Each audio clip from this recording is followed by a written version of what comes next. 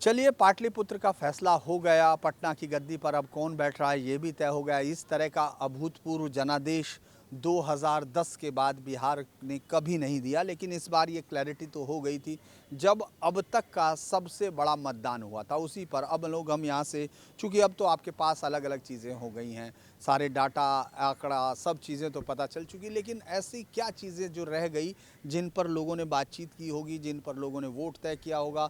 हम आज यहाँ माँ गंगा के किनारे से, क्योंकि पटना है, पाटलिपुत्र की जो एक खूबसूरत विरासत है वो माँ गंगा के किनारे की है। लोग धीरे धीरे ये भूलते चले गए कि पटना शहर भी माँ गंगा के किनारे पर बसा हुआ है, और जो हम लोग जिस दोआब की बात करते हैं उसकी सबसे खूबसूरत सभ्यता का एक द्वीप यहाँ हुआ करता था। अभी राजनीति चली है यहाँ, नीतीश कुमार, तेजस्वी, वो तमाम लोग, लेकिन उस पर ऐसा क्या चीज़ रह गई और ऐसा क्या है कि बिहार अपने वैभव को सिर्फ कहानियों में खोजता है। क्या वाकई वास्तविकता में कभी वो छू पाएगा उस मानता को? इस पर बातचीत करेंगे। हमारे साथ हैं व्यालोक, आप व्यालोक वाणी में सुनते हैं, उनके साथ हैं आनंद, चूँकि बिहार के हैं, बिहार की समझ है, बिहार के बारे में अच्छे से लंबे समय से आपसे बात कर रहे हैं। इसीलिए चूँकि पटना में अब ये हमारा भी इस चुनाव का आखिरी दिन है तो हम लोग चल रहे हैं। चुनाव क्योंकि फैसला आप सुना ही चुके हैं, तो कुछ अनसुलझी बातें जिन पर आपकी नज़र कम गई होगी उस पर बात करते हैं। व्यालोक, आपका बहुत बहुत स्वागत है। कैसे हैं आप लोग? बढ़िया सर, थैंक यू। आपने हमें बुलाया इसके लिए और नहीं, हम आपके लोग सभी सब दोस्तों को नमस्ते। अच्छा आनंद जी, ये तो आप बताइए कि जब हम लोग यहाँ आए हैं तो आपके दिमाग में कल रात से आप जीत गए, सो भी गए। आइए हम लोग चलते हैं, इस पूरी यात्रा को हम गंगा के इस किनारे पर करेंगे, क्योंकि इस किनारे को आप थोड़ा सा ये भी समझ लीजिए कि 15 साल 20 साल के जो राज के बीच का महिलाओं ने जिस तरह से पूरा बिहार की राजनीति को 20 सालों से कम बदल के रख दिया है, उसका एक कारण आपको यहाँ भी दिखाई देगा कि ये जो चीज़ें आपको बनती हुई दिख रही हैं ये पहले नहीं हुआ करती थी। ये नीतीश कुमार के समय में बनी है। लेकिन कल रात जब आप घर पहुँच गए इस पूरे तनाव से, जो पूरे 1.5 महीने से आप लोग मथे जा रहे थे, समझ रहे थे कि क्या होगा क्या होगा, तो पहला फीलिंग क्या हो रहा था कि क्या रहा फैसले को देख के? आपके जहन में अलग से क्या हुआ जो अलग बातचीत आई? एक अलग सी चीज़ जो होनी थी वो ये हुई, बस कुछ एक जगहों पर जहाँ पर हार हुई थी वहाँ पे ज़रूर आश्चर्य हुआ कि ये लोग कैसे, इतनी जब प्रचंड लहर थी तो हार गए। कुछ एक 5-7 लोगों पर कि भाई ये 5-7 लोग जो थे ये कौन से लोग थे, कैसे अजीब लोग थे जो इस लहर में भी हार गए। ये जब मोदी लहर कभी चली होगी उस समय भी ऐसे ही कुछ लोग हार गए होंगे। पता नहीं कौन से लोग होते हैं जो ऐसी प्रचंड लहर में भी नहीं जीत पाते। तो ये सबसे पहले तो ध्यान आया, हंसी आई। और उसके बाद फिर ध्यान आया कि अभी अभी जैसा माहौल हम लोग देख करके आए हैं पटना में, मतलब शाम में घर लौटने पर पूरे शहर का जैसा माहौल देख करके आया था, तो हम लोग सोच रहे थे कि अगर कहीं गलती से आरजेडी जीती होती, आरजेडी की उतनी सीटें आ गई होती जितनी भाजपा की आई हैं, तो शहर का क्या हाल होता। तो शहर का क्या हाल होता? या लोग, आपने भी देखा होगा इतने समय से बहुत सारी राजनीति, और आपको तो इसलिए मैं कह रहा हूँ कि आप जिस संस्थान से आते हैं वहाँ तो निरंतरता से आपकी विचारधारा परास्त होती है, लेकिन यहाँ आपने देखा कि क्या चीज़ आपके जहन में आई पहले, अगर हम लोग करें? पहली बात तो राहत की लंबी सांस, क्योंकि बार बार मैं कहता हूँ अपने दर्शकों से, श्रोताओं से, कहीं भी किसी भी मंच पर, कि जंगल राज क्या था वो बताना मुश्किल है। वो एक ऐसी भावना है जिसको अनुभूत मात्र किया जा सकता है। तो एक बड़ी राहत, लेकिन इतने प्रचंड विजय की उम्मीद नहीं थी कि एनडीए को इतनी सीटें आएंगी, तो इसलिए आश्चर्य। दूसरा, पहला राहत, पहली भावना, दूसरा आश्चर्य, और तीसरा भय कि अगर राजद को 80 सीटें आ गई होती तो अभी पटना की सड़कों पर क्या नज़ारा होता। क्या नज़ारा होता? ये बात बार बार कह रहे हैं, क्योंकि आनंद भी इसी बात को कह रहे हैं, और मैं इसलिए दर्शकों के लिए, क्योंकि ये एक ऐसी चीज़ है जिसमें हम आपके साथ कुछ खूबसूरत से पल भी सुनहरे करेंगे। ये देखिए, ये कितना पुराना बहुत खूबसूरत सा वृक्ष है, वृक्ष जो हम कहते हैं, कितनी खूबसूरती के साथ ये शायद महाराजा दरभंगा की, उसकी जो ये दरभंगा कॉलेज है जहाँ हम लोग जिस तट पर कर रहे हैं, इसको क्या कहा जाता है? क्योंकि इतिहास यहाँ बहुत ही समृद्ध है। बातचीत के साथ साथ आपके साथ ये भी होगा। जी, ये काली घाट है। काली घाट दरभंगा हाउस का घाट बताया जाता है, और ये उस दरभंगा हाउस से जुड़ा हुआ है जो 1901 में कभी महाराजा दरभंगा जो थे उन्होंने बनवाया था। चार्ल्स मुंडे जो थे वो आर्किटेक्ट थे और उन्होंने ही दरभंगा में भी कुछ महल बनवाए थे। तो उनको ये जो नेक्स्ट कॉन्ट्रैक्ट था वो मिला था। और ये करीब जो हम लोग बिल्डिंग पीछे देख रहे हैं ये 125 साल पुरानी बिल्डिंग है। 125 साल जी। तो आप इस पेड़ का भी आप मान सकते हैं कि 100 साल या उससे ऊपर के। इसके पास तो बहुत सारी कहानियाँ होंगी। ये हमारी वो है कि हमारी असमर्थता है कि हम इसकी भाषा नहीं समझते, वरना हमको ये 125 साल का इतिहास कहानियों में ज़रूर सुनाता। हाँ व्यालोक, आप उसी पर चर्चा करते हैं। ऐसा क्यों लग रहा है कि ऐसा डर आपने कब देखा था? क्योंकि मुझे तो लगता नहीं 20 साल से तो ये सरकार सत्ता में, तो फिर आप बार बार उस डर की बात कर रहे हैं, तो इसका मतलब कोई तो चीज़। एक तो अवस्था का असर होता है। हम सारे लोग उस समय किशोरावस्था से गुजर रहे थे। मैं 14-16 साल का था जब मुझे वहाँ से पलायन करवाया गया और मुझे जेएनयू भेजा गया। तो पहली बात तो घर से दूर होने की हमारी पीढ़ी को बड़ी सज़ा मिली। हमारे यहाँ कॉलेज यूनिवर्सिटीज़ सब बंद हो गए थे, तो हमें बाहर जाना पड़ा। सरकारी दफ्तरों में 15 साल कोई काम नहीं हुआ, क्योंकि अधिकारी इस बात से डरते थे कि अगर जाति विशेष के वो अधिकारी नहीं हैं तो फिर उनको कब क्या पनिशमेंट मिल जाएगी, क्या हो जाएगा, वो कहा नहीं जा सकता था। तो इसलिए जितने भी गैर, अब यहाँ मुझे नाम लेना पड़ेगा, गैर यादव गैर मुस्लिम अधिकारी थे, उन्होंने काम ही बंद कर दिया। तो पूरे राज्य का तंत्र ठप था। अर्थव्यवस्था छोड़ दीजिए, उस पर बात करना हास्यास्पद है।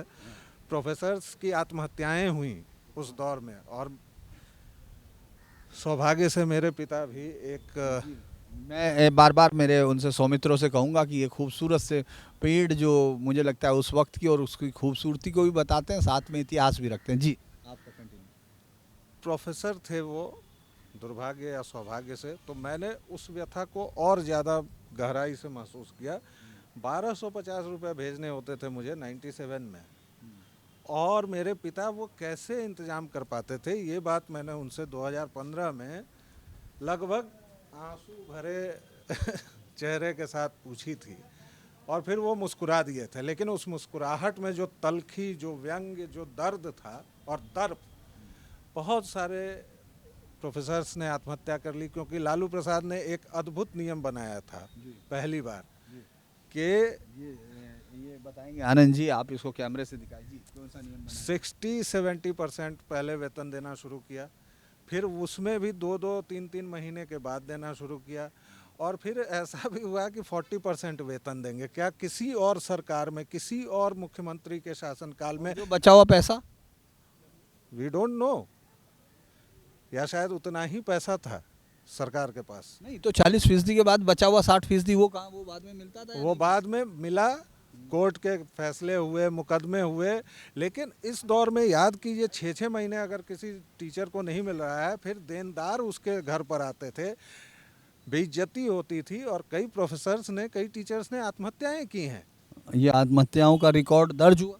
रिकॉर्ड तो नहीं दर्ज हुआ, क्योंकि प्रोफेसर्स आखिरकार भाई ऊंची कॉलर वाले लोग हैं ना, तो वो कैसे ये बताएंगे कि भूखमरी की वजह से मर गए। चलिए आनंद जी, ये एक बड़ा खूबसूरत सा मैं देख रहा था, और आपको इतिहास से बड़ा प्रेम भी है, हम लोग जो बातचीत कर रहे थे। ये पेंटिंग मधुबनी है, और ये क्या सरकार का प्रयास है? क्योंकि सड़कों पर भी दिखा। जी, ये सरकार का प्रयास है।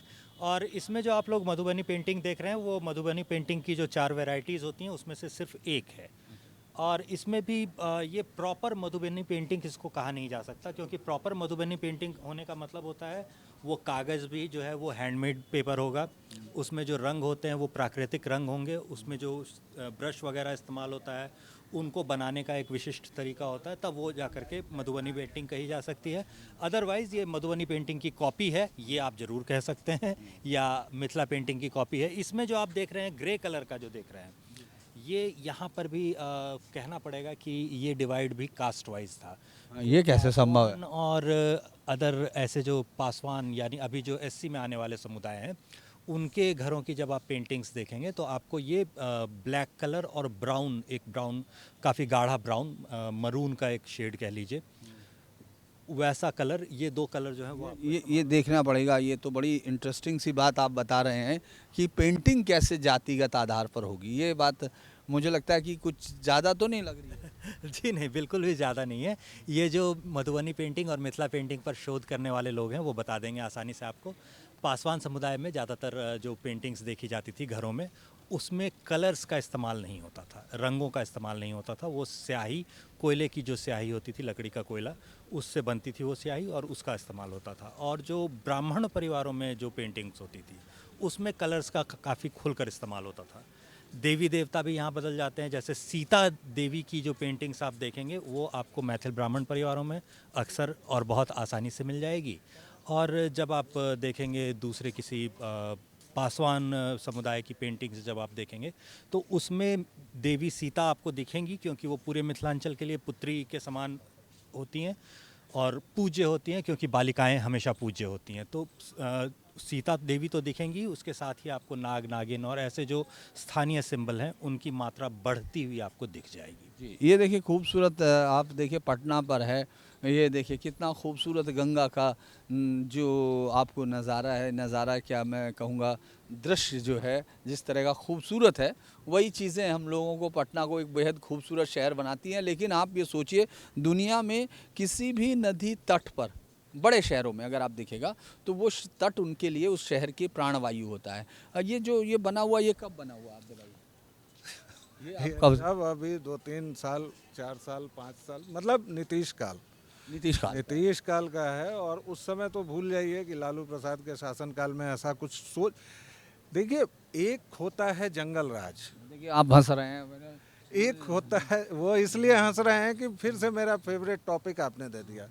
एक होता है जंगल राज, एक होता है सिस्टम का फेल होना, और एक होता है जब पूरे सिस्टम को सिस्टमिक तरीके से ऐसे फेलियर में बदला जाए कि वही सिस्टम बन जाए। वो था लालू का शासनकाल। तो इसलिए ये तो भूल जाइए, ये सोच ही नहीं थी कि पटना के किनारे मरीन ड्राइव बनाया जा सकता है, ये सोच ही नहीं थी। और कई हास्यास्पद बातें विधानसभा में दर्ज होंगी बजट अभिभाषण के दौरान, जब लालू प्रसाद का तो ये फेमस कोट है ना कि भाई सड़क बन जाई तो क्या करवा, एक्सीडेंट होए, पुलिस जल्दी आ जाए, हाई आ जाए, ऐसे ऐसे उल जलूल बयान आज सबसे मुकर जाते हैं। लेकिन इन्हीं उल जलूल बयानों के आधार पर वो पहले राष्ट्रीय फिर अंतर्राष्ट्रीय जोकर की छवि उन्होंने बनाई, जबकि अंदर से तो वो माफिया थे।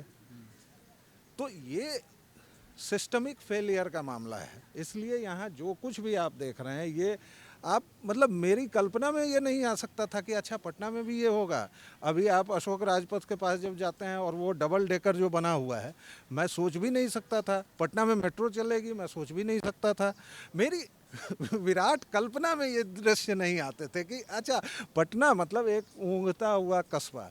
मैं आज भी इसको शहर नहीं कहता हूँ, क्योंकि आप जब अंदर जाएंगे तो सड़कें वैसी ही टूटी फूटी हैं, नालियाँ वैसी ही बजा रही हैं और पूरा सिस्टमिक फेलियर है। लेकिन पटना में इतनी संभावना है, ये तक अगर आप नहीं सोच रहे हैं, आप किसी चीज़ पर सोच ही नहीं रहे हैं, तो वो है आरजेडी और लालू का शासनकाल। अच्छा, ये बात कब तक रही? क्या ये जातिगत बायस है आप लोगों का कि साहब वो है? कितने साल तक आपको लगेगा कि ये जंगल राज की कहानी चलेगी? वैसे इस बार तो चल गई। जंगल राज की कहानी मैं एक बार भूल लेता हूँ, फिर आपके पास जी। नहीं, जंगल राज की कहानी चलेगी कब तक, ये पूछना जो है वो बहुत ही विचित्र है। क्योंकि जब तक हम लोग होंगे, हम लोगों ने जो देख रखा है और हम लोगों ने बताने से परहेज नहीं किया। देखिए, एक बहुत पुरानी सी जो बात होती है, आपने कहावतों में सुना होगा, पढ़ा होगा, अफ्रीकन कहावत, वो जो डेसमंड टूटू से काफ़ी चिपकाई जाती है कि शेर जब तक अपनी कहानियाँ नहीं सुनाना शुरू करते तब तक शिकार की कहानियों में शिकारी का महिमा मंडन होता रहेगा। तो हम लोगों को ये कहावत पता थी, तो हम लोगों ने उस जंगल राज की दौर की कहानियाँ खुद सुनानी शुरू की। ये जिम्मेदारी सरकार पे नहीं छोड़ी। अगर सरकार पे छोड़ते तो सरकार तो उन्हीं की थी, 70 विधायक तो वही तक इनके पास थे। तो ये लोग अगर सुनाएंगे अब हमारी कहानियाँ तो कहानी ख़राब होगी। तो हम लोगों ने खुद अपनी कहानियाँ सुनाई। हम लोगों ने खुद जब अपनी कहानियाँ सुनाई तब लोगों को पता चला कि ये ऐसा था। और हम लोग जब तक हैं तब तक हम लोग ये कहानियाँ दोहराते रहेंगे जी। और ये इन पापियों का कोई हिसाब नहीं हो सकता। मतलब इनको छूने से घिनाया अगर इनकी सारी कहानियाँ, इनकी सारी सच्चाई जो है वो सामने आ जाए तो। जी, आप बताइए, आप कुछ कह रहे थे? देखिए, मैं इसलिए पूछ रहा था क्योंकि लोग छोड़ते हुए चलते हैं। ठीक है, मैं अब ये मेरा सौभाग्य है कि मैं एक ऐसे कुल में जन्मा। व्यक्तिगत तौर पर मैं क्या मानता हूँ क्या नहीं वो अलग विषय है, लेकिन मैं एक ऐसे कुल में जन्मा जो ब्राह्मण कुल है, ठीक है। तो आप जातिगत बायस का आरोप लगा रहे हैं, लेकिन ये बात वही हो गई कि कश्मीरी हिंदुओं से पूछा जाए कि आप कब तक अपने नरसंहार का रोना रोएंगे, 1947 के शरणार्थियों से पूछा जाए कि आपका परिवार कब तक रोना रोता रहेगा। मैं बार बार जो इस चीज़ को समझाने कि शब्द जहाँ फेल हो रहे हैं, उस आतंक राज को, उस शासनकाल की आप कैसे व्याख्या करेंगे। और जातिगत बायस अगर रहती तो नीतीश कुमार कौन सी जाति के हैं भाई? नीतीश कुमार से हम लोगों को क्या, वो चचा चचा कह देने से, चचा हमारे थोड़े हैं, आज तक कुछ काम वाम कभी पेशेवर किया होगा लेकिन मिले भी नहीं है। तो नीतीश कुमार से ये बायस क्यों नहीं आता है? और अंतिम, वो जंगल राज क्यों बार बार याद किया जाएगा? इस बार यहाँ की जनता ने बताया है कि ऐसी धूल जटाओ कि उठने की संभावना न छोड़ो। 25 पर छोड़ दिया कि सांसें चलती रहे तुम्हारी, नेता प्रतिपक्ष, एक सीट कम आती तो नहीं बन पाते, नहीं बन पाता। और अगर मान लीजिए कि एक और, ये फेसबुकिया हास्य है लेकिन इसमें मज़ा है कि अगर मान लीजिए चिराग 2-4 सीट और कहीं से जुगाड़ लें, मान लीजिए AIMIM को तोड़ लें या कुछ कर लें और नेता प्रतिपक्ष का पद मांग लें।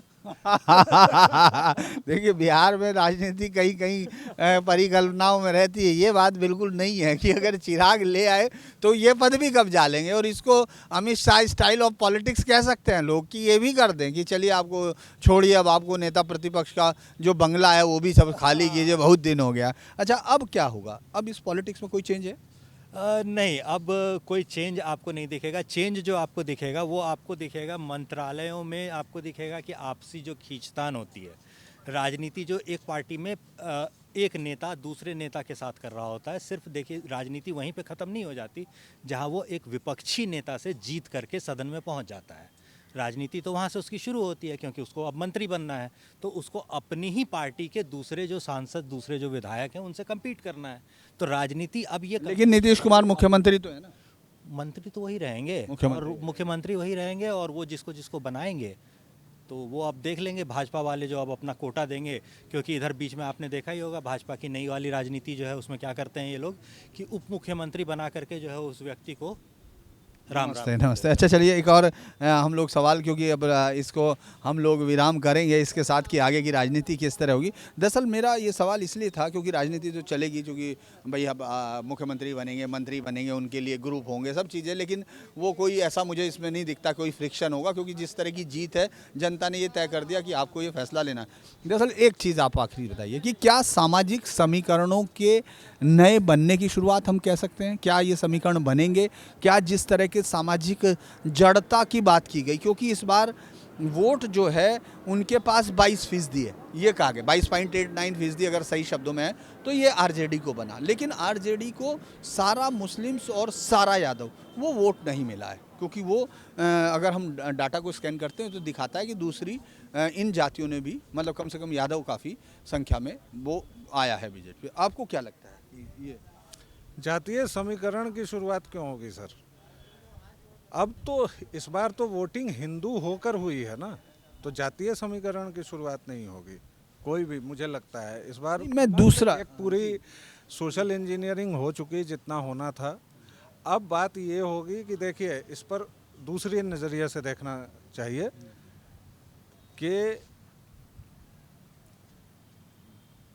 दूसरा नज़रिया ये है मेरा कि भाजपा द्वारा जेडीयू के टेक ओवर की प्रक्रिया 3-4 महीने पहले शुरू हो गई थी, और इस बार के चुनाव में भी बहुत सारी चीज़ें, नीतीश जी का अधिकतम उपयोग किया गया भाजपा के द्वारा, और ड्राइविंग सीट में भाजपा बैठी रही। ये तो ठीक है, लेकिन मैं ये जानना चाह रहा कि जिस तरह से जो यादव मुस्लिम समीकरण था, क्या उसके अंदर कोई नई चर्निंग शुरू होगी? क्योंकि यादव वोट टूटेंगे, मुस्लिम वोट तो पता नहीं, क्योंकि जहां भाजपा AIMIM, हाँ AIMIM आया है, लेकिन मुसलमानों के साथ यही है, मोहम्मदन के साथ, कि आपको वो तभी तक किसी को भी वोट देगा जब तक उसका अपना कोई नहीं है। उन इलाकों में उसे लगा कि हमारे मोमिन भाई आ गए हैं तो अब वहाँ चुना जाए। लेकिन वो 5 लोग अब इस बार आरजेडी में नहीं, हो सकता है कि जेडीयू में शामिल हो जाएं। चलिए, तो देखिए मैं एक और चीज़ दिखा दूं यहाँ आपको। ये बेहद खूबसूरत से इस तरह के कोशिश की गई है कि इसको देखिए कई फ्लोर पर बना दिया गया। ये एक पटना का जो शुरुआत का हिस्सा है, वहाँ हम लोग कहें कि ये पटना वापस जो एक खूबसूरत पटना बनने जा रहा है, वो नहीं, उस पटना की यहाँ हम लोग एक झांकी देख सकते हैं। क्योंकि पटना के सामने पुल, उसके बाद ये जो पुल है ये पीएमसीएच भी जाता है, ये जहाँ का मेडिकल कॉलेज है। तो मुझे लगता है कि ये एक बेहद खूबसूरत सा मुझे लगता है यात्रा का, हम लोगों की पटना की यात्रा हुई है। और हम लोग माँ गंगा के किनारे पर सोच भी रहे थे व्यालोक की किस तरह से करें, लेकिन इस बार नई संभावनाओं के साथ वापसी है। क्योंकि नए समीकरण बनेंगे, जातिगत चीज़ें किस तरह बदलेंगी, क्योंकि इसको प्रयोगशाला कहा जाता रहा है। वो आप माने नहीं माने ये तो अलग चीज़ हो सकती है, लेकिन पटना को या बिहार की राजनीति को इस देश की राजनीति में एक प्रयोगशाला कहा गया है। और यहाँ से ये प्रयोग जो है बंगाल की तरफ बढ़ेगा, बंगाल से फिर हम लोग इसको यूपी तक जाते हुए देखेंगे। यानी जो सिलसिला अब शुरू हो गया, ये 29 के चुनाव के साथ ही विराम लेगा। तो चलिए, यहाँ से फिर हमने आपके साथ व्यालोक जी, बहुत अच्छी चर्चा हुई, आपका बहुत बहुत शुक्रिया।